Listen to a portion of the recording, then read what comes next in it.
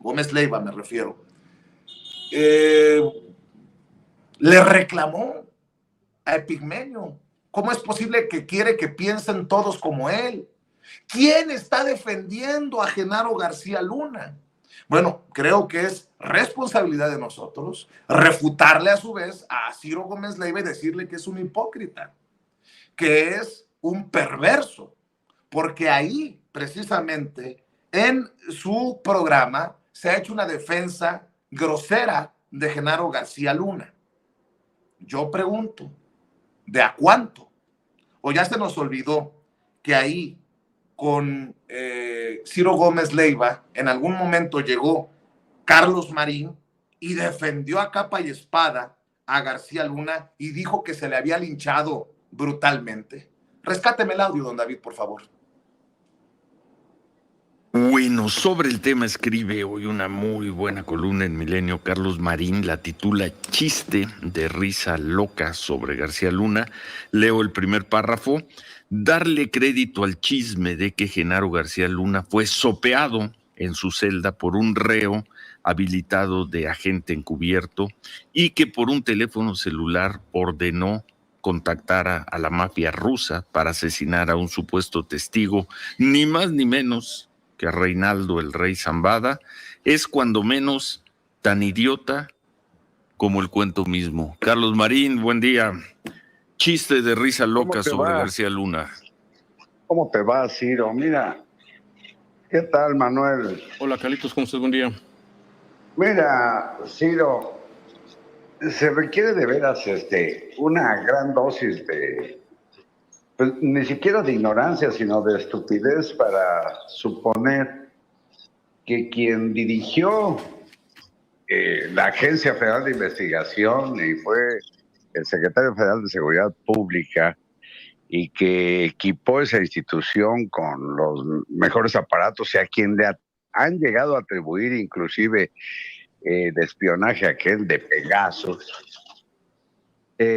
pues hable en su celda con un desconocido que le clavan y que le hace el cuento de agente encubierto, que lleva una grabadora, que mete un teléfono celular. Imagínate a la prisión allá en Brooklyn, pues ni que fuera... Bueno, lo mete porque supuestamente lo mete porque según la versión de la fiscalía es un acuerdo con la autoridad de la cárcel.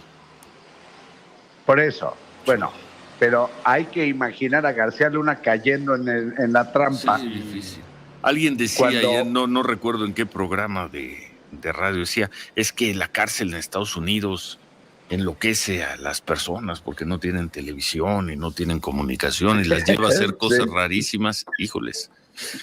Sí, ni que fuera una cárcel mexicana donde entra todo tipo de cosas, incluidas armas. Sí. Pero bueno, más allá de que entrara el teléfono y de que hubiera ese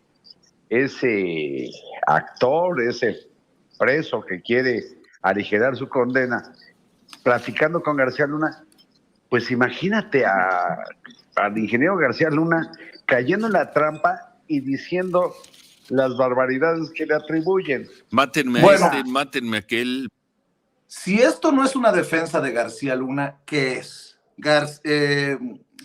Carlos Marín llegó a decir en esta entrevista que a García Luna se le ha linchado brutalmente, al ingeniero García Luna. Pero dirá Ciro Gómez Leiva, bueno, el que estaba defendiendo a García Luna era Carlos Marín.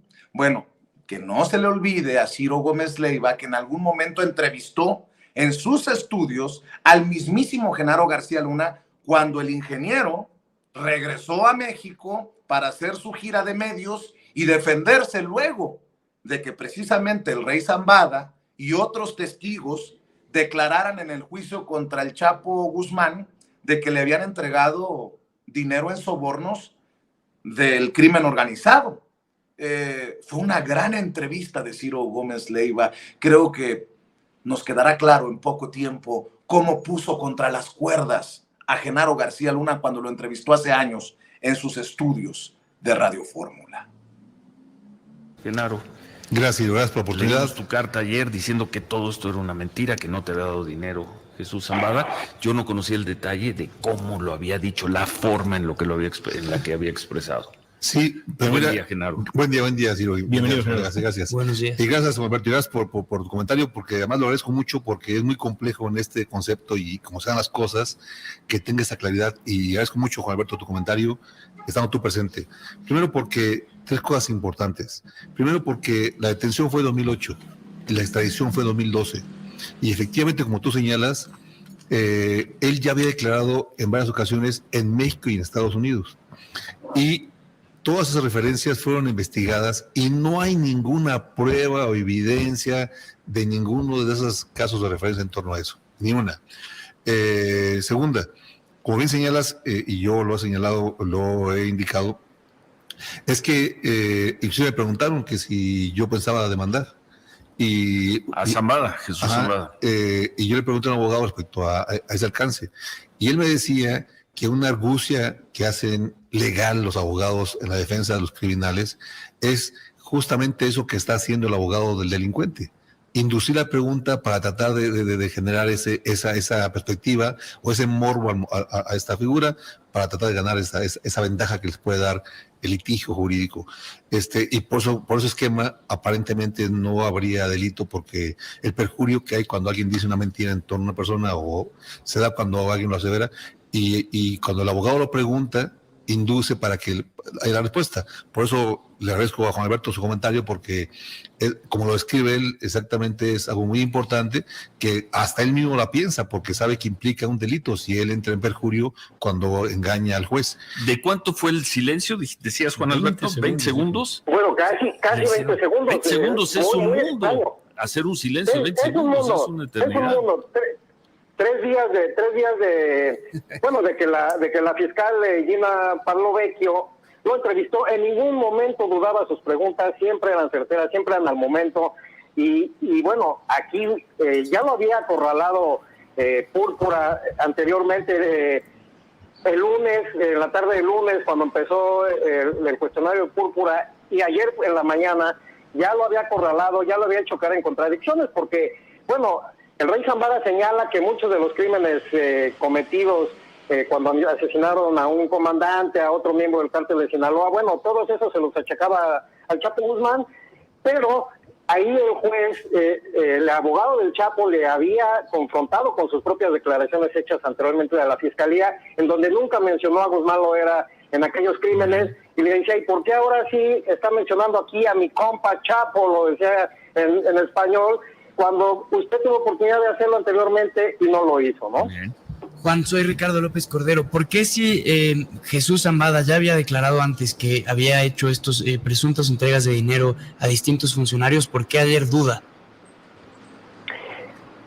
Bueno, ayer duda porque él está en juego, digamos, una negociación que él tiene con el gobierno de Estados Unidos.